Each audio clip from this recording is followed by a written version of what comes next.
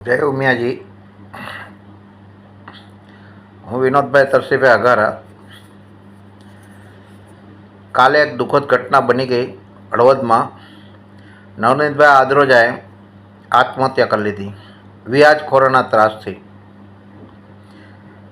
15 તારીખે 2 દિવસ પહેલાં 85 રૂપિયા રાજનગરના સોસાયટી પાસે એક જાહેર સભા હતી પાટીદાર સમાજની શ્રેય મિલન કાર્યક્રમ।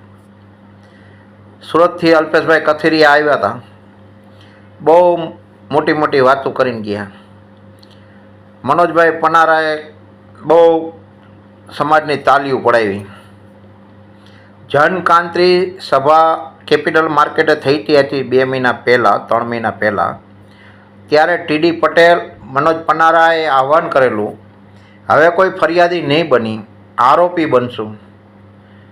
જો તમે આ 3 મહિના ગાળામાં જેટલી ફરિયાદો કરાવી એના કરતાં 2 જગ્યાએ તમે ક્યાંક આરોપી બન્યા હોત ને તો આડોદવારા નવનીતભાઈ આદરોજાનો જીવ બચી જાય। પણ તમારે તો શું છે, સમાજની તાલીઓ પડાવી છે, ભાષણ કરવા છે, માઇક દઈ દો તો 1 કલાક મૂકતા નથી, સાચી વાત કહેતા નથી। તમે કાયમ કહો છો કે સમાજમાં હવે અમે ફરિયાદી નહીં બની, આરોપી બનશો। કેદી ક્યાં ચોઘડિયું જોવાનું મુહૂર્ત બાકી છે? ક્યાં બ્રાહ્મણભાઈ મુહૂર્ત જોડાવવું તમારે? આવા 10-20 યુવાનો આત્મહત્યા કરી લે પછી તમે આરોપી બનશો? 2-4 જણાને મોરબી જિલ્લામાં તમારામાં તાકાત ન હોય તો આ બધા ફતવા બંધ કરો।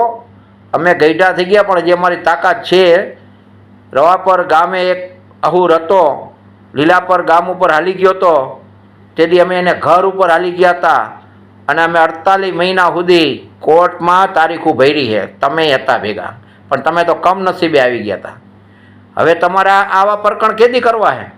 એકાદો તો પરાક્રમ કરીને બતાવો મોરબીમાં। બંગડીઓ પહેર્યો, ભાષણના તમે બેતાજ બાદશાહ છો, તમારા રાજકીય પલ્લુ સીધા કરો છો અને યુવાનોને જેમ હાર્દિકે ગુમરાહ કર્યા ને એમ તમે પણ આ યુવાનોને ગુમરાહ કરીને તમારો રાજકીય પલ્લુ સીધો કરો છો। તમારા નામે એક પણ એફઆઈઆર કરાવો।